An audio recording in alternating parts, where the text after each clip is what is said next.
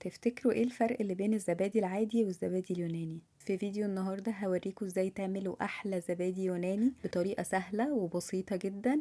وهنعمل 4 علب زبادي بتمن علبة واحدة من الجاهز. اول حاجة هحتاج لتر حليب كامل الدسم، هرفعه على النار. اول ما يبتدي يغلي كده هشيله من على النار، هسيبه على جنب لحد ما درجة حرارته توصل من 40 ل 45 درجة.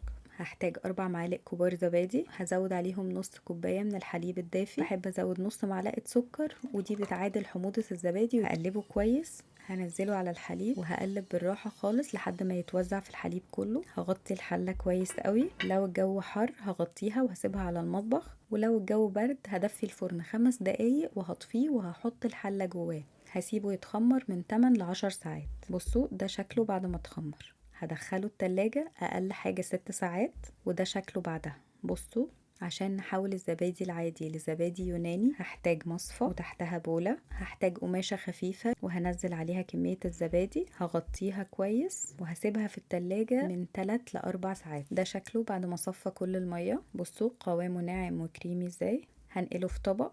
هو كده جاهز خلاص، بضربه بس بمضرب يدوي كده دقيقة لحد ما يتحول للقوام ده. بصوا بقى ناعم ازاي. استخدم بقى برطمانات معقمة، مدة صلاحيته 14 يوم، وكلوا بقى احلى زبادي يوناني صحي بتكلفة ربع تكلفة الجاهز. بس كده.